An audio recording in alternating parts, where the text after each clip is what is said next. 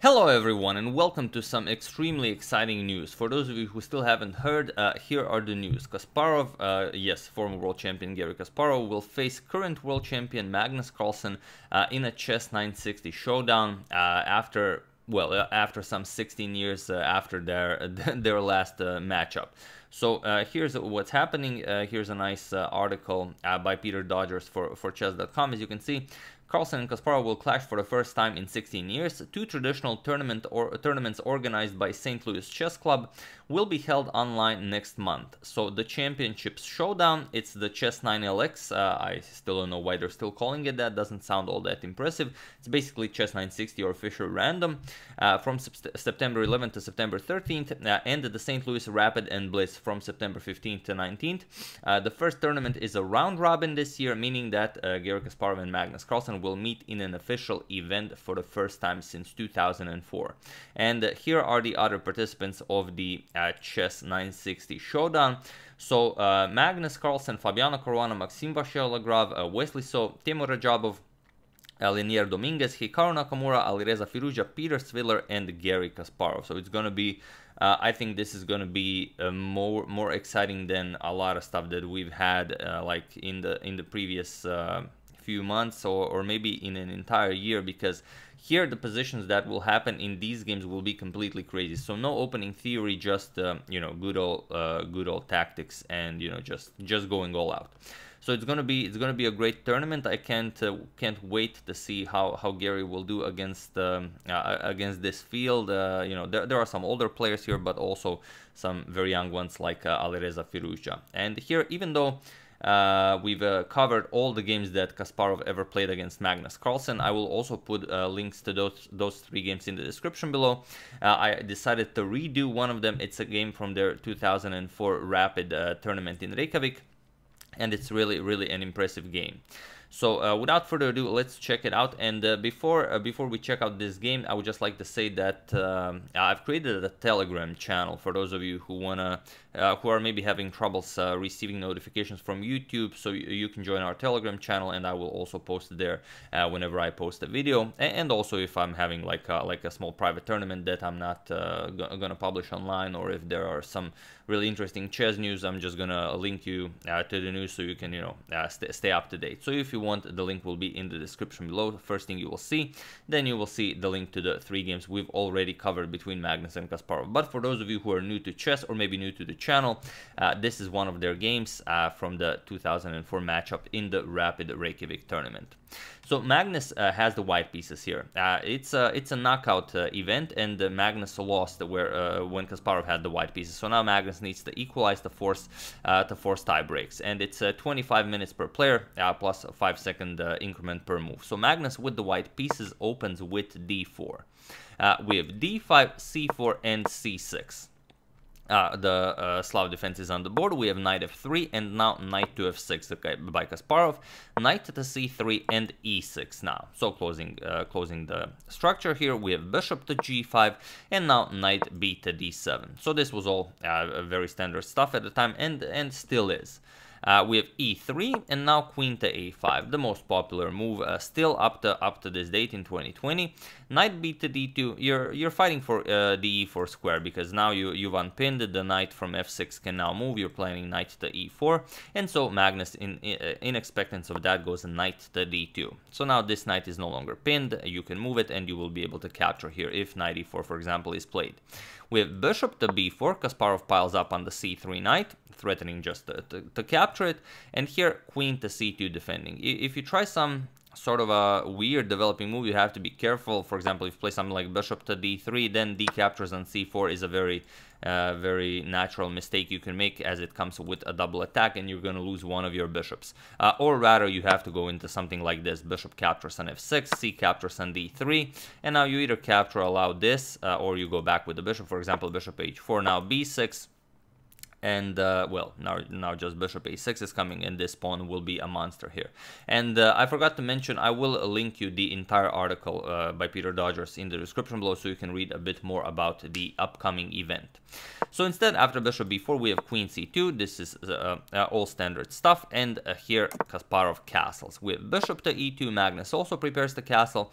And now there are some moves you can play here, like c5. You can go for this. You can play d captures on c4. But as Carlsen's king is still in the center of the board, Kasparov goes for e5.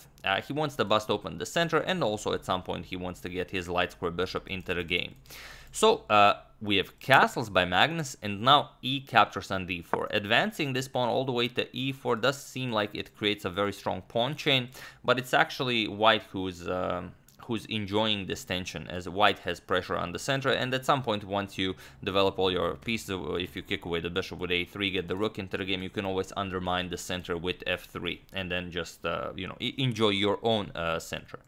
So instead, Kasparov plays e captures on d4, and now not recapturing right away, but first a very important Zwischenzug, knight to b3, with an attack on the queen, so you have to react to this, queen to b6, and only now e captures on d4. We have d captures on c4, bishop captures on c4, and now a5. Kasparov wants to play a4, kick away the defender of the pawn here. So naturally Magnus needs to prevent this, and he prevents it with a4. And now the queen no longer needed here. We have queen back to c7, putting pressure along this diagonal. Bishop to d6 is also coming. Knight to g4. Knight to g4 might be an idea, putting a lot of pressure on Carlsen's king side. And here rook a to e1 by Magnus.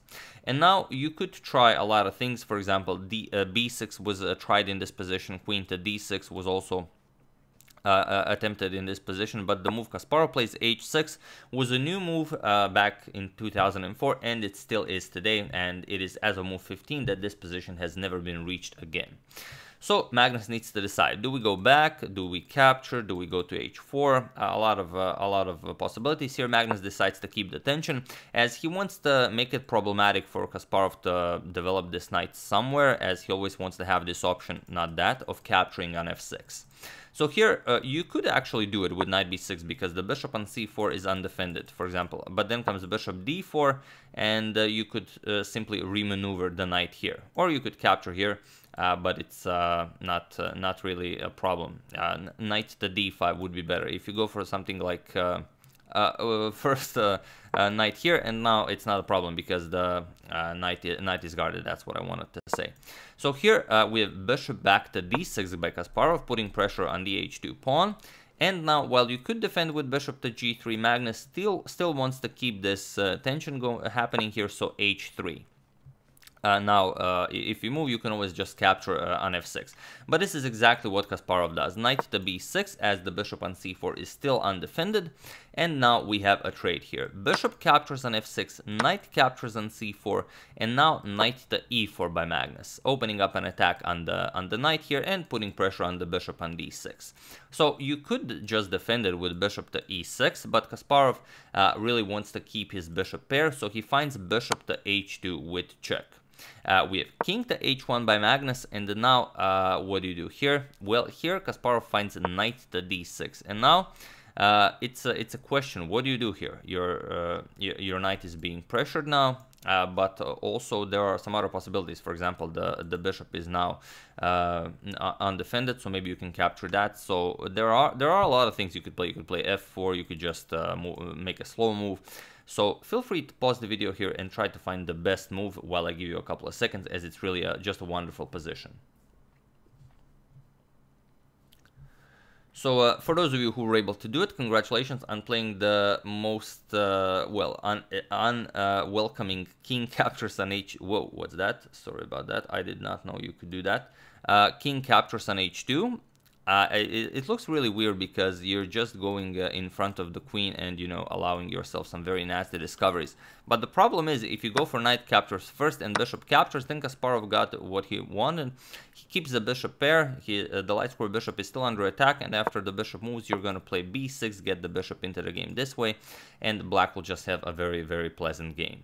So Magnus finds the absolute strongest move. King captures on h2. So you allow some very nasty discoveries, but the problem is there's only one nasty discovery, and that's knight captures on e4 check, which Kasparov plays. But now the problem is bishop to e5, getting your bishop out of harm's way and also attacking Kasparov's queen while the knight is also under attack. So you have to go knight to d6. And now you see this position is much better than the one where Kasparov had a dark square bishop here. Now there's a knight here, the knight is nicely pinned. And again, we need to find a nice move for white. And here is where it's crucial to play it correctly and to put the most tension on Garry Kasparov. So what would you play here? Once again, feel free to pause the video and try and figure out what to play here while I give you a couple of seconds. So for those of you who were able to do it, congratulations, as it's, deciphering this position is what it's all about. And for those of you who just want to enjoy the show, it's d5. d5 seems to be the way to go here, because Magnus went for a similar idea, but we're going to discuss that as well. Magnus played queen to c5 first. He put pressure on the knight here because the knight is pinned. But we're first going to show what happens after d5. d5 is excellent because it frees up this diagonal for the queen. Queen to c3, and the bishop battery will go after the g7 pawn. And also you cannot capture because the queen on c7 would be hanging. So here rook d8, adding another defender to the knight. Now queen c3, putting pressure on g7. Now you defend with f6 and bishop to g3, still keeping the tension. The knight cannot move, the pawn cannot capture. Queen d7, you have to move the queen somewhere, but you can't move away from the defense of the pawn because you don't want to lose the pawn here. But now comes knight to c5, and whatever you do, you will lose a pawn. For example, queen f7, you're going to play d captures on c6, b captures, and now rook to d1. Put a double attack on the knight here. And now, whatever black plays, for example, knight b7, you just trade everything. Captures, captures, you're going to go captures, captures with check. And now, for example, queen captures on a5. You will win the a5 pawn. And after black attempts a trade and tries to go for an endgame, you're going to go queen b6. Attacking the bishop, c5, and we have this very nice position where black is threatening checkmate. But after this f3 move, we get this position where white is up a pawn, and it's a passed a pawn. And this is the best way for white to play this setup. Whether Magnus would win this, it's hard to say. It's a rapid game, but it is definitely known that he would have excellent chances here, probably winning chances. So after knight to d6, this is definitely the way to go. Magnus tried a very similar idea. He played queen to c5 first with the idea of pushing d5 next, as this comes with a threat. But now the thing is, Kasparov can just play rook to d8, and now you don't have the c5 square available for your knight. That's one thing, but Magnus still figures out a way how to win a pawn. He pushes d5 now, and still the knight is pinned, the pawn cannot capture, but now queen d7, and now you have time. Knight to d4, now with a triple attack here. And now the problem is, this is beautiful what Magnus prepared here, because if Kasparov wants to trade off the pawn now with pawn captures here, the problem is that now Magnus easily wins the game with queen captures on d6. This is his point. Captures, captures, we have captures, and now rook to e8 check, only move king h7, and now rook to c1, and black loses the bishop here, and with it the game. So this was his plan, how he decided to win the pawn, as now Kasparov doesn't really have a good move here, but Kasparov has one move, knight to f5. And now again, what do you play here? Well, now you do actually win a pawn. So d captures on c6, Magnus does win a pawn, b captures, and now knight captures on c6, attacking the rook here, and now rook to e8. And here, Magnus just plays rook to d1. So he attacks the queen first, queen to e6, and now rook f to e1. So this is the position that he got instead of that one that we've shown. So he is up a pawn, but black has a lot more options than the one that we've shown, where Magnus would already have a passed a pawn. So Kasparov goes bishop b7. This is definitely the diagonal that this bishop needs to control. And here Magnus goes back, knight to d4, offering some traits here as the queen and knight are under attack. knight captures, and now queen captures. Bishop captures looks nice, but after queen g6 threatening checkmate, it doesn't really do anything. So it's better to capture with the queen, putting pressure on the g7 pawn. So Kasparov defends it while attacking. Queen to g6, again threatening checkmate here. And while you could defend with f3, Magnus doesn't really feel like creating more weaknesses. He instead just offers a queen trade with queen to g4. f3 here would probably make the game a lot more complicated, but we can't forget that Magnus is still very young here, and he is facing, you know, the beast of Baku, Garry Kasparov. So he wants to go queen to g4, and now we have queen captures on g4. Kasparov gladly trades. We have h captures, and now bishop to c6. Now it's a two rooks are still on the board for each player, but we have opposite colored bishops, and Kasparov would very, very gladly draw this with the black pieces. So here b3, defending the pawn, and now f6, challenging the bishop here, bishop to c3, and now Kasparov successfully trades off one of the rooks. Rook captures, and bishop to d5. Now attacking the pawn here, rook to b1 defending, and now not just yet with rook to b8 to offer this trade.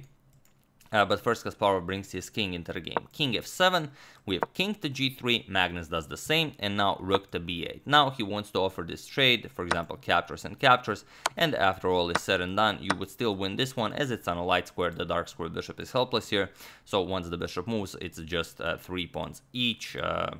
A completely drawn endgame. So Magnus does find b4. Like we said, once b4 is played, you will create at least one passed pawn. So a captures on b4, and now bishop captures on b4. We have bishop to c4. Kasparov controls the a6 square. You don't want to allow this pawn to travel too far. a5 and bishop to a6. And now f3. Now Kasparov just needs to prevent this pawn from moving forward, and Magnus needs to figure out a way how to continue pushing this pawn. So king g6, and now king to f4. Kasparov now goes h5. He's very happy with as many trades as possible. G captures, king captures, and now rook to h1 check. Very important check, as it allows Carlsen to activate both his rook and the bishop, and he wants to shift the bishop over to b6. So king g6, and now bishop to c5. We have rook to b2, going after the pawn here. If the rook moves, maybe some rook to f1 ideas will be possible. And now king g3, just defending that pawn. We have rook to a2, attacking the pawn, and Kasparov defends. And now king back to f7. And now it's very unclear how Magnus will force this bishop to move. So rook c1 by Kasparov, preparing some ideas like rook to c7 check. So g5 by Magnus, and rook to c7 with check. King g6, and now rook to c6 with some very nasty threats of something like rook to d8 or d4, going after the f6 pawn, but also putting pressure on the bishop on a6. And now it's very hard to decide what to do. So Kasparov instead goes bishop to f1. Now he also puts pressure here, and here you don't really have a good move, because if you go for something like bishop to d4 to offer this trade, you even lose the game, because just rook captures here. The king has only one square, so you have to go here, and now nasty discoveries for the win. Rook c2 check, king moves, and you just pick up the rook and of course win the game. So here after bishop to f1, Carlsen really needs to figure out what to do here, so he played one of the only moves that are possible here, not to blunder the game, and that is bishop to f2. So the way to the g2 pawn is now blocked, and it was in this position on move 52 that the players agreed to a draw, because there is nothing more to be done here. Now next what would happen, Kasparov would win the a5 pawn, and now there's not much to play here. The material is completely equal, and of course there's nothing to do here. If you go bishop to d4, you can just pretty much do anything. Bishop to d4, you can go rook to a6, and now there's nothing to be done here. So after bishop to f2, they agreed to a draw, and what a game. The last game ever played between Magnus Carlsen and Garry Kasparov, and now they will face each other again after 16 years. They have faced each other again, but not in a one-on-one match. Sometimes during some of the St. Louis events, they play this 2-on-2 or 5-on-5, and then sometimes they will meet. But one-on-one over the board, well, online over the board, for the first time they will face each other in 16 years, and I'm expecting a great game and a great match. So I mean, it's gonna be great. So that's the game. I do hope you enjoyed it and that you don't mind that I redid this game. I will be redoing from time to time a lot of the games I covered in the past, as I don't know, I tend to think videos now are a bit better and of higher quality. You know, at least they are at 60 frames per second, but maybe even, you know, so we learn some more information and, you know, such things. So, once again, I do hope you enjoyed it. I hope you guys are excited for the event as much as I am. Like I said, do join the Telegram channel. The link to it will be the first thing you see in the description below. Then will be the link to the Peter Dodgers article on chess.com, so you can learn more about these two events. And then the 3 games between Kasparov and Carlsen that we've already covered a long time ago. All in the description below. So I do hope you enjoyed it. I would like to thank Ali Guibril, Michael Brewer, Robert Kretschmar, Marcin Juiba, and Schmiri for a contribution to my channel. Thank you a lot. I really appreciate it. As usual, you can check all my previous videos here. Thank you for watching, and I will see you soon. Continuing the coverage of the good stuff, checking up on your wonderful suggestions, and whatever else happens in the chess world. Thank you all. I will see you soon, and have an excellent rest of your day.